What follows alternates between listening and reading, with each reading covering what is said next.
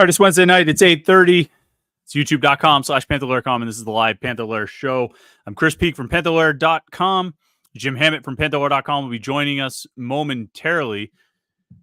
Started a couple minutes late just because I got a little distracted. The StreamYard offered me the opportunity to give you an intro video, and I have no idea what that would constitute. I don't know if I would choose that video, or do I get to pick something? Is StreamYard just going to use AI to craft something that would, they feel would be an appropriate intro for the Panther-Lair Show? I'm really curious about what this intro video would be, but alas, I only realized it was an option at like 8:31. So I'm like, well, now is not the time to be messing around with this. You probably should just get started. There are people waiting. Jim's waiting. Josh Newark and Scott Mitchell have already posted comments. I mean, people were ready for this show to get on the road, proverbially speaking. And so here we are. I keep saying back from the off week, but the reality is we were never really off, right? I mean, there was no game this past weekend, but we still had the live show last Wednesday night. We've had,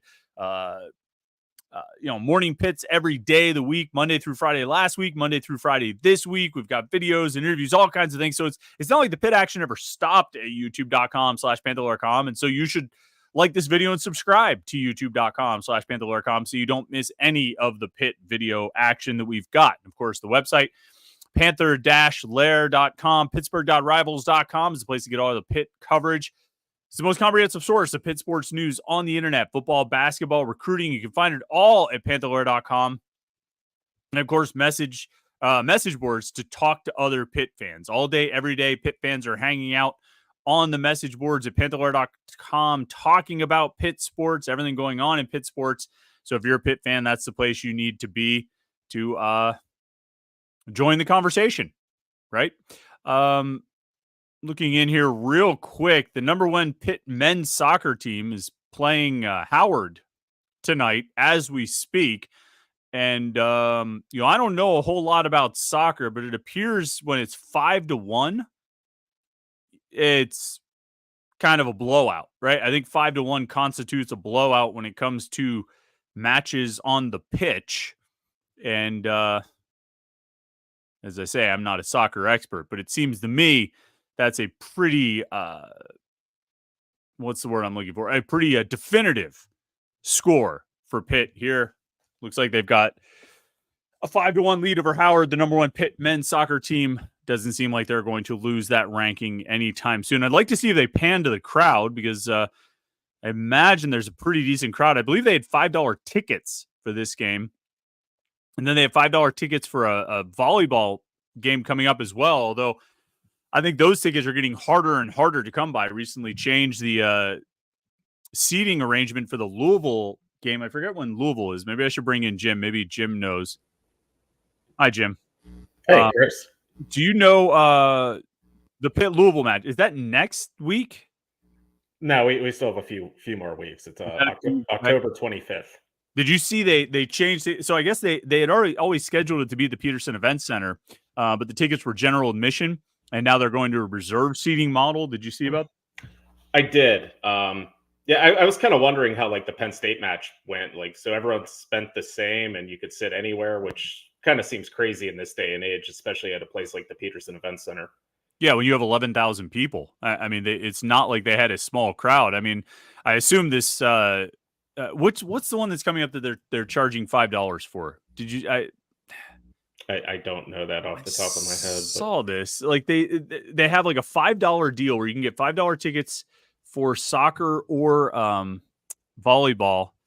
Let me look. It's right here on their Twitter, the Pitt Athletics Twitter account. They have so much junk in here. Why can't I find the thing I want to find? Oh, here it is. So it was $5, I think, for the men's soccer tonight. Oh, the volleyball against SMU next Wednesday night at the Field House is a $5 ticket, although it says they're almost gone according to their website. So that would be general admission. But yeah, this Louisville match, they'd set it as general admission, but then I guess the ticket demand was so high, they're now going to reserve seating. Apparently, from what I understand, if you bought tickets previously and you don't want to upgrade, you can still keep your ticket. You don't have to pay any extra money. You can sit in the upper bowl, which I think is still general admission. They might change that to reserve seating, but you can stay in the upper bowl for general admission. If you want to move to the baseline, it's like $10 extra. And if you want to go sideline, it's $20 extra, which, I guess that's a fair way to do it, right? If you're going to switch to a reserve seating, setup, I think that's probably a fair way to do it. But I know some Pitt fans who bought tickets initially and they were like, wait, do I have to pay more just to get into this thing? But I think it was just if you want to upgrade to reserve seating. Swim Boyd wants to know, Jim, would you guys rather cover a live soccer game or a live volleyball game? I think this is volleyball hands down. I think soccer's kind of boring. I'm going to be honest. Yeah, a lot more action in volleyball. I think like in my old newspaper days, they sent me to a soccer game once, and I was like, I don't know anything about soccer. They're like, you'll figure it out. Okay, I will. Feels like I don't know what. I don't know what you would write about. I guess people who really know soccer can get into the strategy behind it. Oh, Pitt was attempting to do this, and Howard countered with that. But I would just be like, Pitt scored 5, Howard scored 1. Pitt's still number 1 in the country, and that's not going to change. And I don't know what I would really write beyond that. I would list the people who scored goals, and then that's it. I mean, volleyball, you've got, best 3 out of 5 sets. You got 25 points in each set. Potential to go to more point. I mean, there's a lot of things that happen. Maybe I'm just not sophisticated enough to appreciate football, but I just don't appreciate it. Like I said, I don't know what I don't know where the storylines come from, Yeah, I don't either. And actually, it all comes full circle because Eric, our wrestling writer, used to be my boss at the newspaper in Johnstown. So okay. his word of advice was, let the quotes tell the story. So there you go. That's how you do it. You fill it with quotes. Yeah, but the hard thing about that is nowadays these guys, newspaper writers, not us quite as much, but newspaper writers have deadlines, they have to have the story written and then fit the quotes into the story. I think it'd be a lot harder to just be have a basic template of final score, season impact, who scored, and then go get quotes and take all the time to transcribe. I feel like that'd be tough to do for a sport that maybe you don't have as much familiarity with, but either way, I mean, 5-1. Again, both of us admittedly not huge soccer fans, but or soccer aficionados. 5-1 seems like a blowout, though, right? It does, and I think that was expected. I don't think Howard had a very good record coming into tonight, so I think they have about 6 more matches. They're going to be 9-1 when this goes final. I think the next 3 are at home, so they have a chance to really build up their record and kind of maintain, kind of where they've been. Yeah, so they've got Howard tonight. They play Denver at home on Monday. Denver's number 6 in the country. And then they have Cal next Friday. Then High Point, UNC, Virginia, and Syracuse.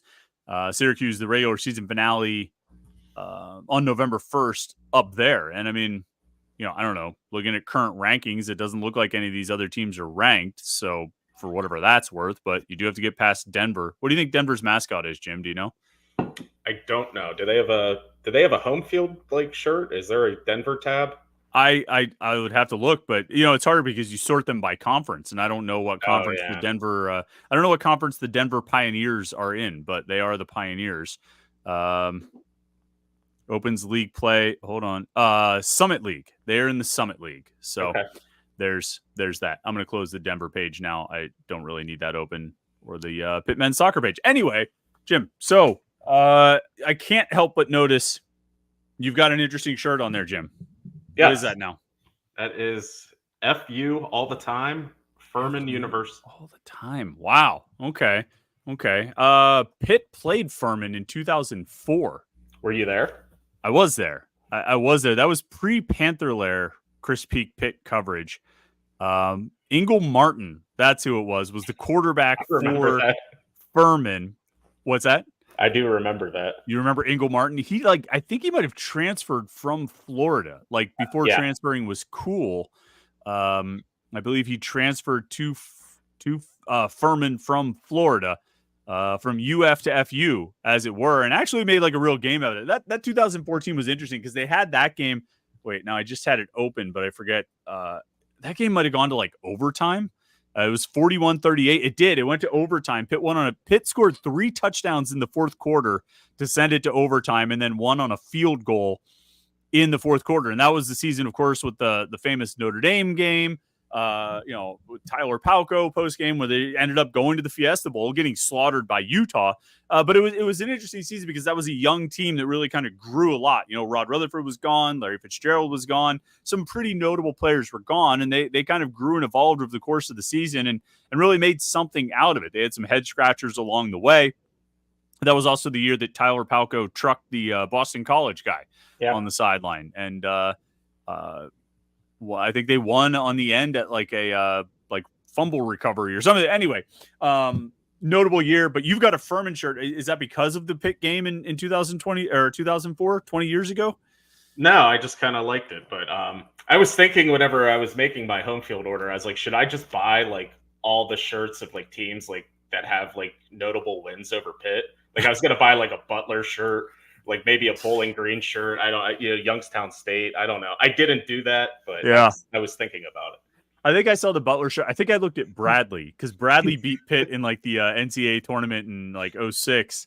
I looked at Bradley. Yeah, it would be funny if all of our collection was that. Now, I think what's really interesting about our home field shirts tonight, Jim, because I also have a home field shirt on, and it's also got purple.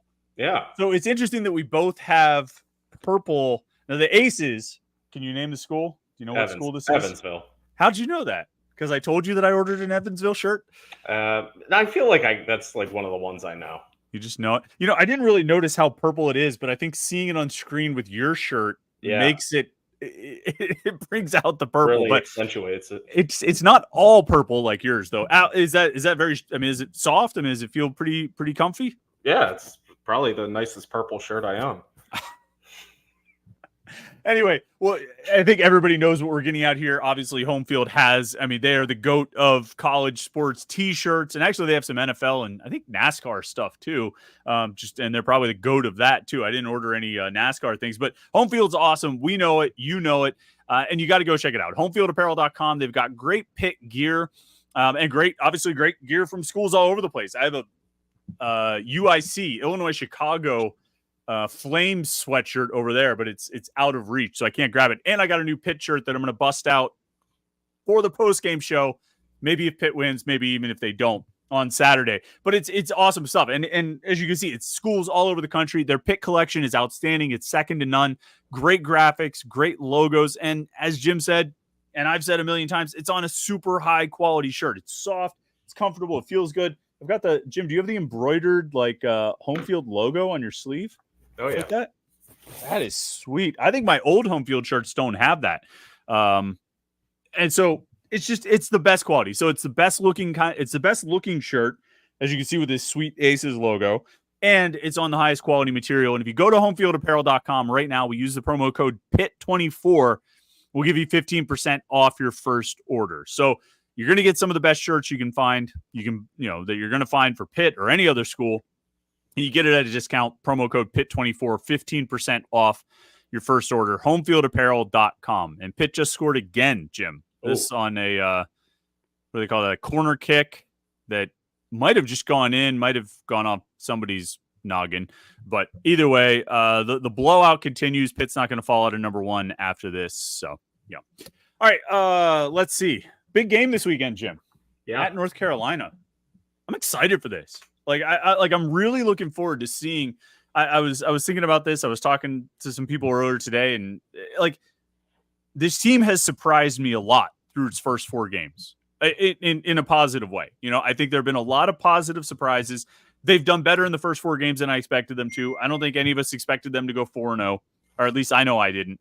And so the fact that they have and the way they've done it, it's created a certain kind of optimism about this team, and I'm really excited to see them go into a tough place, a place they've never won against a team that's given them trouble ever since they joined the ACC, and really start this 8-game stretch through the ACC with a challenging game to see if they're up to the task. Because, they got Cincinnati. They got West Virginia. But, this is the biggest challenge yet, and I'm really, really interested to see how they respond. Are you feeling the energy, Jim? I am, and I wonder... I don't want this to come back and bite me. I wonder how challenging it really is, or is it just everyone's still kind of waiting to see what's going on with this Pitt team? Because if you look at North Carolina, everything about them suggesting like, okay, they're definitely in a very bad rut right now. I mean, those are two terrible losses in two completely different manners, and they're the kind of losses that kind of will tank a season. So when Pitt goes to North Carolina on Saturday for a noon kickoff, coming off two terrible losses, I don't know how crazy that atmosphere is going to be, but I do get it. It is a big test. It is a big challenge. It's Eli Holstein's second road game as a starter. It's a place they've never won, 0-7 all time at Kenan Memorial Stadium. I think Pitt is 5-12 all time against North Carolina, overall. Yeah. So like they just never play well against them. I think Pat Narduzzi's 2-6. So yeah, it is a challenge. And even with North Carolina struggling, they have enough to make you worry. They have the best running back in the conference, and we're still not sure if Pitt's all that great against, stopping the run. So there are challenges here. So yeah, I think it's a big game. I think as long as you keep winning, they're always going to be a big game. Like the next one's always a big game. Yeah. And that's the case. And I mean, that keeps getting kicked down the road. But this is the biggest one yet, like we said. And, it's funny. I mean, you mentioned Narduzzi being 2-6 against Carolina. Both wins were in overtime too. So it's not like they got anything really all that convincing. Now, I mean, those were big wins. Certainly, I mean, one in 2019, the first time Pitt beat Carolina as a member of the ACC. And then that game in 2021, I think they had not clinched the Coastal yet. Am I right about that? The North Carolina 2021. No, because I think Virginia was after that, right? Yeah, Virginia was the game where they clinched it. I believe you're right. Yeah, I think I have the media guide right in front of me. Why wouldn't I? It was the next week. Yeah, I mean, that was the Carolina game was a Thursday night because every Pitt Carolina game in Pittsburgh is on a Thursday night. That's what has to happen. Yeah, and it rained like crazy that night too. I don't know if you remember that. It was a rainy night, that overtime win. Especially in overtime. Yeah, overtime is when it really opened up. You're right. Did that end with a pick too? Did like MJ Devonshire or somebody get a pick? Yeah, Lucas Kroll caught the game-winning touchdown. Yeah. Then MJ Devonshire is kind of like Sam Howell was just running around trying to find someone, just threw it up in the air. And it wasn't like MJ made like some great play. It was just like kind of a ball floating up there, and he went up and grabbed it. Yeah, it's pretty remarkable stuff. It's interesting too when you look over the games they've lost, and I mean, I'm well familiar with this because I talked about it on the Morning Pit for tomorrow. I'm going to talk about it, but like the games they've lost in Chapel Hill down there. I mean, every single one of them is just a kick in the what. I mean, like they were the first three were all 1-score games. This last one in 2022 wasn't a one. That was like 18-point game. But Pitt had a halftime lead. They had a lead in the fourth quarter of that game in 2022 until Drake May. And you know what? And it was Drake May played well, but Izzy Abanikanda fumbled. And then after another Pitt drive, Cam Guest punted the ball like 30 yards. And Josh Downs took the return back like 23 yards into Pitt territory. And it was like 3 plays later. And all of a sudden it was an 18-point game when Pitt had been ahead in the fourth quarter. Just brutal losses, like brutally bad losses, and probably the worst loss was 2018 because they stunk. Like Carolina was really bad those last 2 years of the Larry Fedora era in 17 and 18. I think the only Power 5 team that Carolina beat those 2 years was Pitt, and they beat them twice. It was like their only like Power 5 win. And so it was just bad. It's been a house of horrors, and this has been a team that's been a challenge to play against. Do you think, ACC officiating on the road, is that, there's always murmurs about that, and everybody sort of insinuates, that you're not going to get any calls that go your way. How much do you put in? You put any stock in that? I don't get too worked up about the officials like Pitt fans and Pitt's head coach, tend to do. But I mean, I get it, like, because you kind of get that feeling. I get that feeling more in basketball. Like you're not going to get a call in Cameron Indoor Stadium like that. It's just not happening. So I don't know if it carries as much weight in football. I mean, I guess it's out there. It can be a storyline, but I don't know. Like you said, like weird things just happen in those games. Like I'm thinking like that 2016 game, all they had to do was get a stop. One stop, and they lost 37-36. They kept getting 5 yards down the field, and it was things like that. 2014, I think it was the same thing. I think James Conner played well, and they just couldn't win. So there's always kind of that thing in their way, and I don't know what it is. I don't know what this North Carolina football mystique has over Pitt, but I don't know. I mean, looking at some recent North Carolina teams and this one, I don't think they're that good. I mean, like I think there's a reason they lost to James Madison and they allowed 70 points. Right.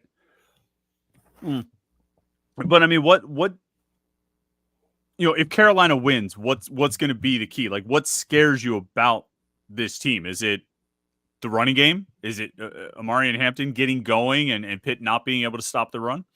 I mean, I think that's probably the biggest fear because, I mean, you look at their passing game and North Carolina's already starting its third quarterback of the season. Yeah. I mean, Jacoby Criswell was not supposed to play at all this year, and all of a sudden, like, he's the guy. And I think he's played well, but, I mean, you look at these North Carolina teams recently with Sam Howell and Drake May, they were good, but they also had great receivers. You talked about Josh Downs a little bit ago, and they have had like 3 or 4 guys drafted, and like they only have one receiver with double-digit receptions this year. I mean, they have a couple tight ends that are doing well, but like as far as like a big playmaking, stretch the field type of wide receiver, they don't have a lot of them. So I think that caught my eye. So I don't know. I mean, obviously they could play points. They can, if they want to get into the shootout, like they were always down against James Madison, but they were still scoring. So, like, I guess the worry is if you get into just one of those kind of games. And so I think from Pitt's perspective, they don't want to get in one of those kind of games. They want to play a little bit better defense. But, yeah, I mean, Amari and Hampton's really good.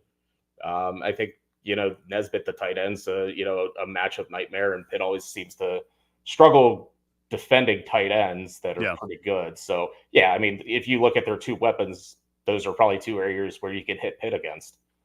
That it's funny because that's kind of what Cincinnati had, right? It was like a really good running back who was kind of a bigger back, and then that tight end. That tight end should have had 3 touchdowns. You know what I mean in that game. And to be honest, if they had used the tight end more, they probably Pitt probably doesn't come back and win. You know what I mean? But I think we talked about at the time, like you need, if you're going to come back from down 3 touchdowns, the other team's got to screw up quite a bit too. And so whether it was the delay of game on 4th down or the tight end not getting, I mean, they just kept showing it on TV how open that guy was. It was like, what are you doing? Why aren't you throwing to this guy? He's killing Pitt. And you're right. That's, I mean, the Miami tight end, I can remember multiple games where, or maybe it was the 2020 game where the Miami tight end was just like murdering them down the seam. Poor Chase Pine trying to chase that guy, but being like 7 yards behind him and just not having a chance. So, if that's a Carolina strength, I mean, is there anything on Carolina's defense? I guess there's a possibility they get the one defensive end back, right? That's up in the air. I don't know. Have you seen anything recently on that? Yeah, I touched base with the North Carolina website, and I they had an article up, and he's going to be a game time decision, and he played in the opener against Minnesota, but has missed the last 4 games. But last year he had 8 sacks, 15 tackles for loss, second team All ACC. He's a good player. I mean, he's going to be one of the better pass rushers they'll see all year. So, I mean, I don't know. It kind of has some parallels to Cincinnati because you remember going into that game, we were like, is Dante Corleone going to play? But like, I don't know. I mean, Corleone played, and I don't think he made a huge impact in that game. Yeah. So they kind of neutralized them that time. So I don't know. I mean, obviously, if you're giving up 70 points in a game to a Sunbelt team, there are some obvious flaws to their defense. So I don't know. It's weird because like they held Minnesota to 17 points in the opener. Not that Minnesota's great, but like you would think a Big Ten team should be able to score more on North Carolina. So they had to be doing something right that game. But right, I don't know. Their defense doesn't scare me that much, from Pitt's point of view. Right. And obviously Duke won the game, but I think Duke had 97 yards in the first half. So there again, Carolina was doing something right. You know what I mean? They were having some kind of success. And like James Madison scored 70, but they also had like 3 special teams or defensive touchdowns, I think. Like a pick 6 and a block punt and a scoop and score and maybe like one other like short field set up by a turnover. So, I mean, yes, they put up a ton of points because even if you don't count those, they still scored like 6 or 7 touchdowns. So they were still productive. But sometimes a game like that is so extreme, you're almost like that's not representative of who they really are. Just because it's so out of whack, maybe you don't chalk it up to that. Although, I mean, they still did it. One thing that's interesting, I think, from the other side, Jim, I was looking, I saw, according to Pro Football Focus, Ryan Baer has he's allowed the most pressures of any player in the ACC. He's allowed like 16 pressures this season. one of Carolina's tackles is second in the conference in pressures allowed, and their other tackle is third in the conference in pressures allowed. So I don't want to read too much into that. It's only 4 or 5 games, but maybe there's an opportunity there for Pitt's defensive ends and pass rush to get a little success off the edge. Now, I think they're going to be neutralized a little bit. They're going to be playing a little bit slow because they have to watch out for the run game. But given how much pressure Carolina's offensive tackles have allowed so far, maybe this is a game where, like, I think Nate Matlack continues to play solid, but maybe another guy like Jimmy Scott or Sincere Edwards can, make an impact, I agree. And I mean, I think this is also a game, like, again, if this is North Carolina's, technically it's their third string quarterback that is now starting. I mean, this is whenever you kind of dial up like Rasheem Biles and Kyle Lewis and just kind of try to disguise some things, throw a lot of stuff at them, and just see if they can handle it all. Because, again, I'm still worried about Pitt's ability to rush with 4. I mean, we haven't seen them have a ton of success with that. And, a lot of the things they do to cause havoc, it does come from blitzes. But I think this is the game you can kind of pull it off. I mean, because you're going to want Kyle Lewis and Rasheem Biles kind of mirroring the running back anyway. Like, they're going to be playing near the line of scrimmage. So I think it's a game wherever you can kind of just dial some things up. And, Randy Bates might just be blitzing all night. I mean, I think Pat Narduzzi always says, like, oh, we would have blitzed 30% of the time. This might be a 40% of the time type of game. Yeah. And he's got like weird definitions of blitzes, and he's like, well, we only blitz this. And I was like, well, I forget if I asked him, like, what do you count? Like, rushing 5, rushing 6. He's like, yeah, rushing 5. But sometimes we should be reacting so fast that it looks like a blitz, even though it's not. And, we didn't call blitz, but they react in a certain way. And I'm like, all right, whatever. If the ball snapped and it's a pass and 5 or more guys are running toward the quarterback, I'm counting that as a blitz, right? I mean, I think that's pretty traditional and understood definition of a blitz. Get into a comment here. Scott Mitchell says, take me back to the days where Pitt didn't need to blitz as often to even get close to the quarterback. Offense might regress one of these games and will need the defense to step up. I think even like, when Patrick Jones and Rashad Weaver were All-American defensive ends, I still think they blitzed a lot. Like, especially on third down, out of the Delta package. Like, I feel like, it's very rare that they only send 4. I shouldn't say rare, but I mean, I still think they are very aggressive. I think they've always been really aggressive, and they want to bring pressure. Now, the difference is probably in that word need. Whereas this year, they probably need to bring extra guys in order to create pressure. In the past, they probably could have gotten pressure with Weaver or Jones or Cansey without sending extra guys out of the back 7. They just did it because they wanted to. They sent the extra guys, but they probably didn't need to. And I think that's probably the difference this year is, I don't know if you can rely on Nate Matlack winning one-on-one or Jimmy Scott winning one-on-one. Certainly any of the tackles to this point winning one-on-one. I don't think you can really rely on that, No, and you can't. But like you said, that they've always blitzed. Like, you were talking about like the Patrick Jones and Rashad Weaver's teams. Like, what do you think like Cam Bright and Phil Campbell were doing? It's not like they were hanging back in coverage. Like, those guys are flying to the football. Kylan Johnson, like all those guys. Like, that's just what this defense does. So yeah, I mean, I think they need to do it this year, but that's part of it. It's always been part of it. Yeah. Is there any defensive tackle? Like, I was talking this week on the Morning Pit about defensive tackles needing to step up. And I singled out like Nick James, Nikai Johnson, and Isaiah Neal as 3 guys who I think they all have high ceilings, but and they're all like relatively new for different reasons. James just transferred. Johnson just changed positions. Isaiah Neal's a redshirt freshman. But at some point this season, like, one or more of those guys are going to have to take a step forward, right? Is there one of those guys that jumps out to you as the most likely candidate for that? I mean, I'd say right now, probably the most consistent and best defensive tackle is probably Nick James, I would say. So I would think he's a natural candidate to, take it a step further. But, going back to training camp and whenever, because we would ask about the defensive tackles all the time because there's 8 of them and we figured, somebody has to be good. I just remember Pat Narduzzi saying Isaiah Neal can get a sack. He's a guy that can beat his man and get to the quarterback. And we haven't seen a ton of that yet. Obviously, I think he needed to channel some things emotionally, at that West Virginia game. I think he was kind of running free a little bit too much. So I think they kind of needed to reel him back in. And Obviously, he was suspended the first half against Youngstown State. So, if they could channel all that emotion into, just playing football and not, flipping guys off on a block punt and, taking bad hits on the quarterback. But I think he's a good player. I think there's a lot of ability there. I think they just kind of need to channel it in the, the right ways.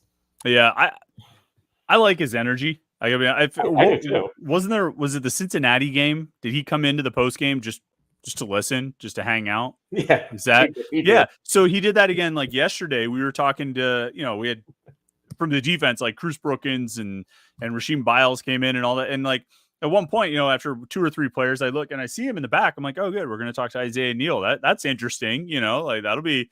But no, he's just wanted to hang out. Just wanted to. I was like. Yeah. I can't remember another time where a guy just took time out of his own day and was like, I'm just going to hang out and listen to these interviews for a while. Like, I like it when we interview him. I think he's a really interesting guy. He's a smart guy. He's got a lot of energy and just doing that. I don't know. It's a different kind of, I think he could, again, with a little bit of discipline, I guess, but not too much because Pat Rodriguez, he said, couple of weeks ago on one of our Thursday conversations with him, he said about, Kyle Lewis or somebody was playing reckless. I said, is there a good reckless and a bad reckless? He's like, no, I just like reckless. I like guys to play. And I think there's probably limits to that. But I mean, Isaiah Neal could be that kind of guy. I think bring that kind of energy and explosion on the field. So maybe he's the guy, and out of all the defensive tackles, the whole position group is combined for 0.5 sacks and he's got the 0.5. So, I guess he's producing more than anybody else. But we'll see. I kind of like him to be the guy as well. I think he might be able to blow up here, obviously sooner rather than later. Josh Newark wants to know, Jim, how was the Michigan game? Did you go to a Michigan game, Jim? Yeah, I was in Michigan over the weekend. So I was in Ann Arbor. It rained a lot. I think pretty much the entire game, but it was boring. Big Ten football. I think Michigan's quarterback had 84 passing yards, something along those lines. So it was a standard Big Ten game, but Big House is cool. I've been there 3 or 4 times. It's always good to check out.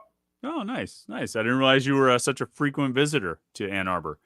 I have several cousins that are big Michigan fans. My one cousin's actually a professor at Michigan, so they're wow. The Hammets are big on the Wolverines. Okay. I had no idea. Josh Newark says, Chris Morning Pitt question, does Gavin Bartholomew need to step up, or does Cade Bell need to scheme him more open looks, or are they sandbagging him and El Barto is busting out this weekend? So, Jim, what do you make of Gavin Bartholomew's usage thus far? What's your take on it? He is an available pass catcher on most plays. It's just sometimes the ball goes in different directions. I mean, I think that's kind of, I think you kind of, I listened to a little bit of the Morning Pit today, just helping the brand a little bit. But I think it was one thing you said that kind of struck me, and it's kind of something I've been thinking about reading the message boards. It's like, well, Daniel Carter's doing well. We got to get him the ball. Nabucco, he's fast. We got to get him the ball. Gavin Bartholomew seems like he's being wasted. We got to get him the ball. I'm like, there's only one football. There's only one guy that can get the football on, every single play. And it's not that Gavin Bartholomew can't do good things once he gets the football, but there are other guys who are equal or better when they get the football. So I think that's kind of what it is for me. I mean, Desmond Reed can go 70 yards, Sincere Lee can go 70 yards. He went 82. I'm pretty sure Raphael Williams can go 70 yards. I think Kanate Mumfield can go 70 yards, but he needed to go 70 against Florida State last year, and he only made it like 69 or whatever it was. That was still. The thing I still remember about that play is after the game, because last year I went into all the visiting coach post game press conferences, and Mike Norvell being asked about that play and talking about how, that defender, man, he just didn't give up and he showed a lot of heart. And I'm like, he grabbed the face mask. Like, sure, he didn't gouging his eyes out. Yeah, you're right. He didn't give up. He ran the guy down, and then he grabbed his face mask to force a fumble out of the end zone for the worst rule in football. I don't know how far you want to go in praising that guy's heart and character when he very clearly committed a penalty at the end of that play. But I digress. there are other guys. The interesting thing though is, and like we did have further conversation about this on the message board too. I'm not necessarily saying, oh, they got to get the ball to him more. He's on pace for more targets than he's ever had in a single season. He's on pace for more receptions than he's ever had in a single season. He's just not doing as much with it.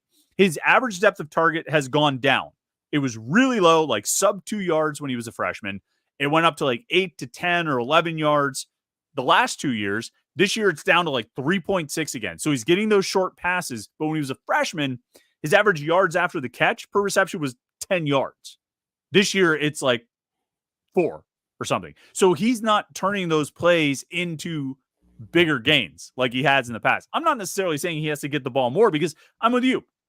And I'm with them and everybody else. I don't want to take a touch away from Desmond Reed, Raphael Williams, or Kenny Johnson, or Konate Mumfield, or Sincere Lee to get the ball to Gavin Bartholomew. I think his volume has been fine. Quantity is fine. He's not doing enough with it. And maybe that's the types of passes he's getting. I don't know. Maybe it's how he's lining up. He's never lined up in the backfield as much as he did as a freshman. He's not lining up in the backfield. He's lining up more out wide and in the slot now than he did in the Cignetti offense. But he's just not doing as much with those plays. So I think there are a lot of factors that go into it. But that's my thing, is like, no, I don't want to take plays away from the guys who can go 70 yards. But I think Gavin Bartholomew can contribute more than he has. So that's why I talked about him needing to step up on today's show. Yeah, I mean, I'm looking at the Youngstown State game, and like, he really didn't have much of an opportunity to do anything. He had 3 catches for 2 yards, like, and all 3 plays were just blown up immediately. So like, right. I get from that point of view, like, yeah, he wasn't really set up for a ton of success there. It was like the other team was on him before he caught the ball. But I don't know. I mean, the other games he had chances to catch the ball downfield too. His average depth of target in the Youngstown State game, according to Pro Football Focus, was -3 yards. So I don't know why they're running like screen passes to the tight end. Like, no, but then they did that thing in the Cincinnati game, right, where they ran like a jet sweep with him or whatever it was, and he got like 11 yards or 13 yards or whatever it was. I mean, I don't know. I still think he can contribute a lot. I think he can make plays. You just got to find the right ways to use him, and he's got to make more of the opportunity when he gets the ball. Pitt Tough Guy wants to know, do you have any knowledge or gut feeling of any Pitt football players who are likely to opt out before the season ends to preserve their red shirt and enter the portal? My initial reaction to that, Jim, is anybody who would do that, like anybody on this team who would do that, probably isn't playing much or contributing much now anyway. And so there might be a guy who's, down the depth chart, not really playing, and he's like, yeah, I'm probably going to go into the portal at the end of the season, but it's not going to change anything. I don't see any significant or notable players doing it because they're 4-0 right now. So anybody who's played 4 games, they're right on that precipice of burning their red shirt. If they step on the field for a snap at North Carolina, they no longer have the option. Nobody's going to opt out. Nobody contributing is going to opt out from a 4-0 team with a chance to go, 5-0, right? Yeah, I would say if anyone's considering it, it's nobody on the 2 deep depth chart. It might be like a backup receiver or cornerback that's not seeing a ton of action, but like, it's nobody that's going to affect the outcome of this season. Yeah. And even if it was like a touchdown scorer from the Youngstown State game, like Tamarian Crumpley or Chewabuko, they already redshirted. So there's nothing to really preserve there, So you might as well play it out. Paul Sebastian wants to know, any recommendations for food or things to see in North Carolina if you're going to the game? I don't, Jim. I was down there in 14, 16, and 18, and I can't tell you one notable memory I have from being in Chapel Hill. I think I went to downtown Chapel Hill, and I think it was cool. Went to a bar, had a beer, got a burger.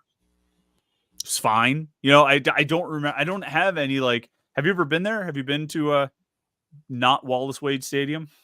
Yeah, I was at the 2022 game. I'll be there Saturday. Franklin Street's like the main street of Chapel Hill. Right. Like, and that's like, it kind of feels like you're walking like downtown State College, just college bars everywhere, that kind of thing. I want to say Top of the Hill is a good spot. I was there once. Okay.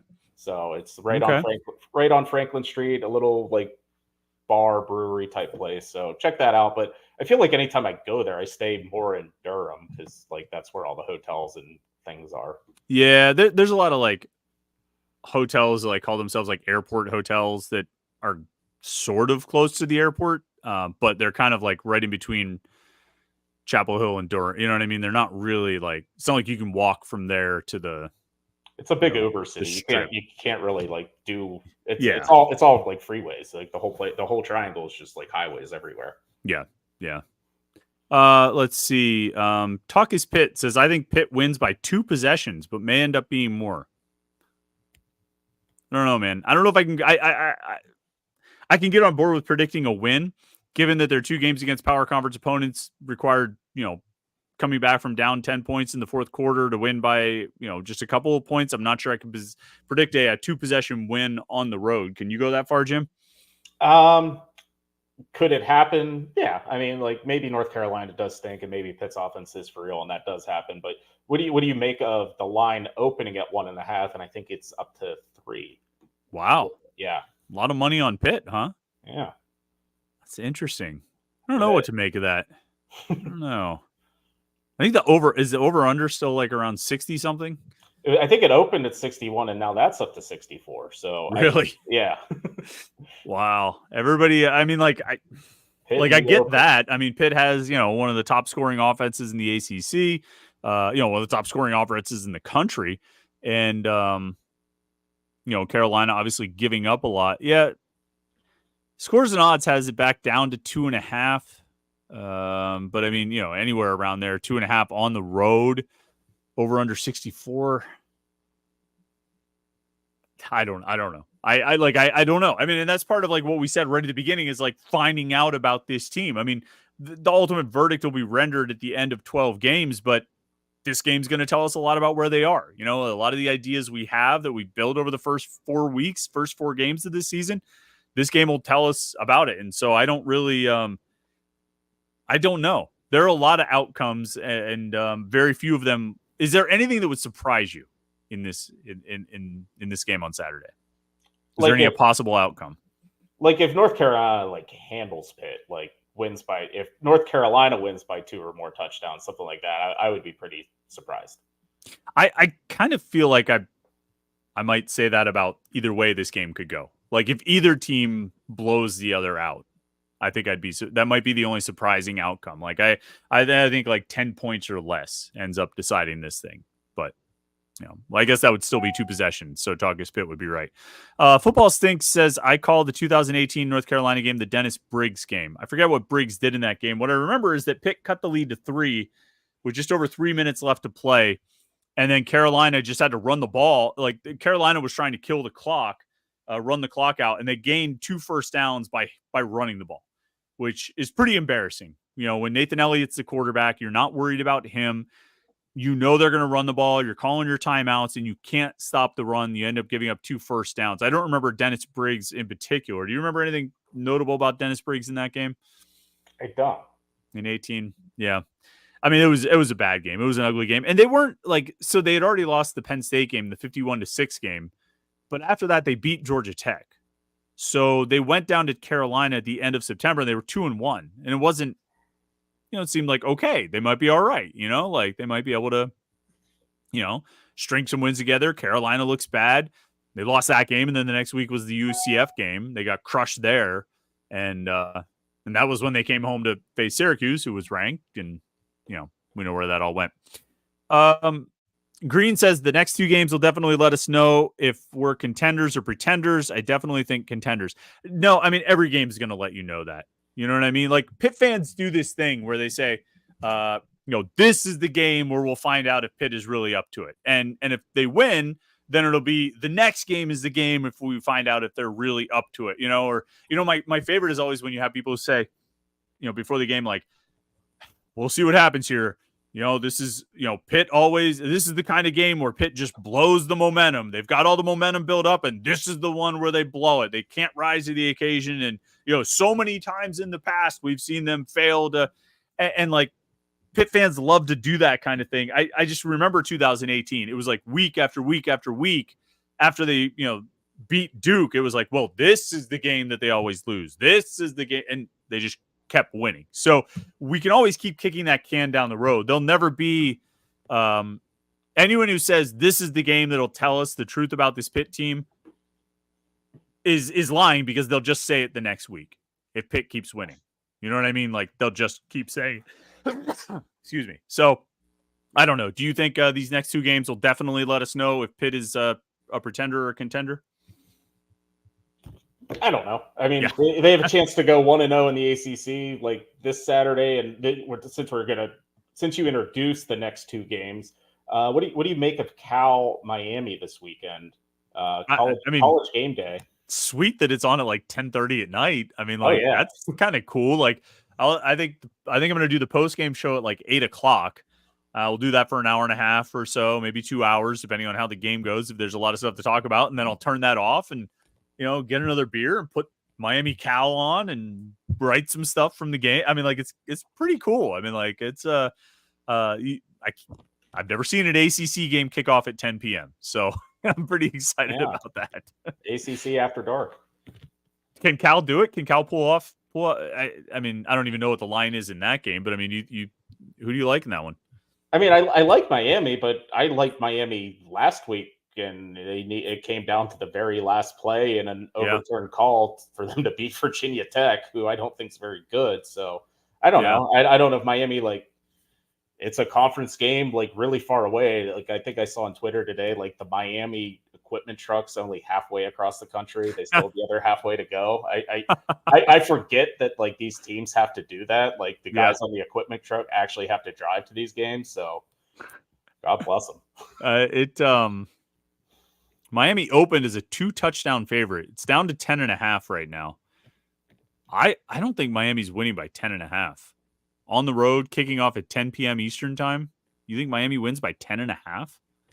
That'd be tough. I think Cal's going to give them a game. I think they're, pretty decent. I think they have good offense, and there's going to be just a lot of energy in the stadium because it's their first college game day. It's like their first big ACC game, and I don't know. What do you make of their whole Twitter presence? I think it's hilarious. I had no idea it existed until like a couple weeks ago. I was like, "Oh, this is what Cal does. Cal has a personality." I had no idea. So maybe I should have got a Cal shirt instead of Evansville. I I don't want a Cal shirt, but shout out to them. I guess I don't know. We'll see what the next week brings. Mark Shoju wants to know what are the chances that Sean Fitzsimmons plays this week. I thought Pat Narduzzi sounded on Monday like he left the door open for it. That might be Pat Narduzzi being Pat Narduzzi, so I don't know. Are we going to put too much expectations on Sean Fitzsimmons for when he does come back? That he's going to be the savior of this defensive tackle group and the defensive line? I don't know, because he just kind of feels like another guy in that rotation, and they're all trying to separate themselves. So I think there was times throughout the offseason it felt like he might have been the best one, but we just haven't seen it. He was hurt a lot last year. He's been hurt all this year. So it's like he's starting to become a little bit of a myth. It's like, oh yeah, Sean Fitzsimmons, great practice player. But then it's like week after week, it's like, well, yeah, he's still not dressed. Yeah. Josh Newark points out that the men's soccer team did win 8-1 was the final. I saw that it was 7-1, but I hadn't clicked back over to see that they made it 8-1. So that is that. Josh Newark also wants to know, should the PJ O'Brien experience be over at this point? No. I would say no. Like a short answer, no. Long answer, I think they should have a full-on 4-man rotation with Donovan McMillan, Javon McIntyre, O'Brien, and Cruz Brookins. Look, PJ O'Brien had 3 interceptions last year? Mm-hmm. Is that right? Led the team. Did he lead the team, or was he tied with did Devonshire or one of those guys have 3 picks? I think 2 guys had 3 last year. Okay. It's probably he's a good player. He's a playmaker. He still does some dumb stuff, but you know what? Devonshire had 4. Excuse me. He had 4. PJ O'Brien had 3.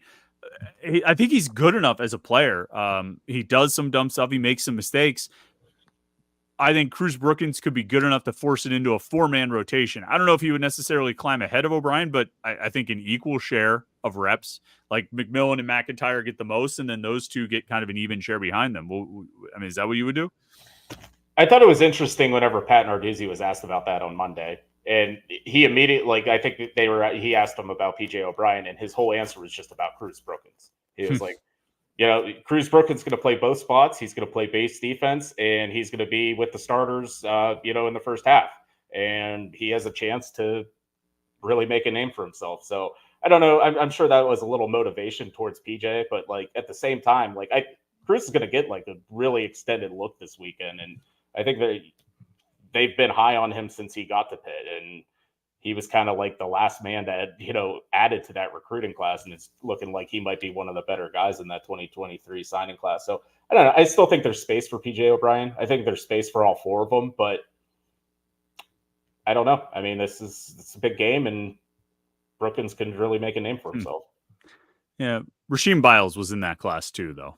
So when you talk about best guys, right? I mean, Biles was in that class. Who else? Isaiah Neal was in that class. Well, I guess we should say of players who have played well so far. Like, I would put Biles ahead of Brookins. Probably Kenny. Did you put Kenny Johnson ahead of Brookins based on what he's done so far? Yeah. I would say. Yeah, I mean, he's like so Brookins isn't there yet, but I guess you were saying he has a potential to be the best guy in that class. Yeah, I mean, just from the way they've talked about him. I mean, we go to practice every day in the offseason. We see like takeaway sticker. Yeah, like, right. 10 of them on his helmet every practice. So like, I get the sense he's pretty good, and he's going to start next year. So yep, I agree about that. Nico P says UNC seems like Walking Dead. The morale seems zapped. Pitt in the under. Here's what I think about Carolina. I was thinking about this a lot this week. I feel like you look at those these last two losses, give up 70 to James Madison, blow a 20-0 lead against Duke. If you only had one of those coming right before the Pitt game, they'd be like, okay, look out. This team's primed to bounce back. Like it looked like they were doing in the first half against Duke, right? It looked like they were going to bounce back. But the fact that you had both of them happen in consecutive weeks, like you pointed out earlier, two very different kinds of losses. One, you get blown out by a group of 5 opponent. The other, you take a 20-0 lead and give up a 3-touchdown comeback. Both of those back to back, I think, are far more challenging to bounce back from than if it was just one. If they beat James Madison 31-28, 31-24 2 weeks ago, and then they blow the 3-touchdown lead to Duke, or you flip it and, even if they had lost to Duke in sort of normal fashion, that would be one thing. But those are two like emotionally charged losses. I have to think your psyche and your morale takes a beating when you lose that way, those two ways. And I don't tend to get into like, oh, that team might be checking out, or they're going to be in a bad way of their morale. But in this case, I think there might be something to it because of how those games, like, I think it's a lot harder to bounce back from where they probably are right now. If that makes sense. I mean, I think they bounced back against James Madison. Like, they held Duke to 90 yards in the first half. They built a 21-0 lead. They flushed the James Madison game. I think the Duke one can linger. I mean, like, I'm just like thinking like from like Pitt's perspective, like if Pitt blew a 3-touchdown lead to West Virginia and had to play a game the next week, like everything around this program would be like desolate. Like everyone would be despondent. Like there would be no like happy feelings, no anything. And so like I'm picturing that's exactly how things are in Chapel Hill right now. It's like their message boards are probably a nightmare. Their coaches are probably feeling the heat. I wonder what kind of crowd's going to be there on Saturday after 2 losses like that too. So like, it's a good call. Yeah, it's a different vibe around that program. But I do think they flushed the James Madison one, but like the Duke one is that's a messy one. And it probably, like, whatever feelings they had about the James Madison game that they got flushed. I mean, you're probably right. They scored 17 in the first half. They had a 17-0 halftime lead. They held Duke to 97 yards. When you then go and blow it, whatever confidence you might have felt like, whatever flushing of the James Madison game, it all comes back. You know what I mean? Like, I think it probably all comes back. And I mean, I'm totally projecting here, but somebody on the message boards was like, hey, has anybody checked the Carolina, message boards just to see about that defensive end coming back? And like, the response was like, yeah, I went over and looked, and they're all just apathetic and miserable or something like that. Like they don't even care if that guy's going to come back. So, and to your point about the crowd too, a noon game after those 2 losses, it's not even like a primetime game where you could get some sort of artificial like crowd energy where people get a little bit more excited about those nighttime. I mean, this is a noon game after those 2 back-to-back losses. There probably isn't going to be a lot of great crowd energy in this one. It should be a good situation for Pitt, but we'll see. Josh Newark says if Pitt is up 2 scores at halftime, does Mac Brown retire at the half? Well, no, because if he knows his history, he knows that Pitt's been leading at halftime in the last 4 games they've played down there. So, Mac Brown, I'm sure, is a student of history. Doesn't he strike you as a big like World War II buff? Maybe Civil War? What do you think is Mac Brown's favorite war? World War II, Civil War, French Indian War? I would think civil. Like, is he actually from North Carolina? Like, I don't know. Go ahead. So. What does that make you think Civil War more or less if he's from North Carolina? I don't know. It just kind of feels like he would be into it a little bit. I don't know. No, he was born in Tennessee. Okay. So, what if he was like born in Gettysburg? I was like, oh, then definitely Civil War. But no, I don't know. I bet he's a history buff. Yeah, but you're not going to bet on a favorite war for Mac Brown? I mean, I'll go. Like, if I could somehow handle both press conferences on Saturday, I'll go ask him. Go ask him what his favorite war is. Oh, Mac, by the way. I would actually lean toward, you know what? Maybe I was going to say World War II. Maybe he's like a weirdo who likes World War I. Nobody's ever a World War I enthusiast. I never really. Trenches. But maybe Mac Brown is. No, he's probably World War II. So, the hell? How did we get to this? Wait, why did we even start talking about this? About how he was a war enthusiast? Because he knows that he should not retire because Pitt. Okay. Like, yeah, was it over when the Germans bombed Pearl Harbor type of thing? All right, yeah, I got you. Was it over? Was it over when Pitt led 17-14 at the half against against Carolina? Was it over when Pitt led 24-21 to start the fourth quarter in 2022? That was a Kalijah Cansey ejection too, huh? Kalijah Cansey got ejected really in the first half. It really did make a difference. Like, normally you don't say like, oh, a defensive tackle changes the game, but like he happened to be the best defensive tackle and Pitt's best player, and it made a difference. Yeah, that took him out, and then again, Israel Abanikanda has a fumble in the fourth quarter. Like, it's just like whatever could go wrong in these games did go wrong and cost Pitt. Maybe it's the kind of thing too. Like, so they've lost 4 times in a row now. I mean, 7 times overall. Narduzzi's lost 4 times in a row down there. Maybe they're due. They're 5-5 against Carolina and Pittsburgh. So, they've played them pretty even there. But let's see. Somebody asked, we'll take this as the last one. Somebody wanted to know if we were going to give a score prediction. There, Adam Vinchik. You want to give a score prediction, Jim? 42-31. 42-31 Pitt? Yes. So you're taking the over and Pitt minus the points, huh? All right. I like it. John K says Pitt should be in the top 25. Do you think they should be ranked? And are you 100% confident if they win, they will be ranked? They're about 27 in both polls. So pretty close, yeah. I feel like they're actually like 28 in the AP because there's a tie for 25th. So there's actually 26 teams in the top 25 right now, and then Pitt is like the second among the receiving votes. So, but I mean, it's probably close enough that if you get to 5-0, and you've got 3 wins over power conference teams, like I don't know how you could keep a 5-0 team with 3 wins over power conference teams, 2 on the road. Like, I don't think you could keep them out, right? No, but I get that they're not ranked now. Like, I wasn't expecting them to be ranked at any point in the past week or two. Yeah, I think they had to climb. They declined pretty far from where they were viewed to start the season. And, I think West Virginia and Cincinnati were good wins, but maybe not enough to get them there. Do you know there's 19 undefeated teams in FBS right now? 14 in the Power 4 conferences. So select company, right? I mean, 19 out of 130 or whatever it is. Unfortunately, none of those other undefeated teams play each other this week. So conceivably all 19 could remain undefeated, although UNLV is at Syracuse, I think. No, it's the other way around. Is that at UNLV? Okay. That's an interesting game. Like, it would be really interesting if Syracuse was the team that went out there and put a stop to UNLV's perfect season, I think. I think it would be interesting.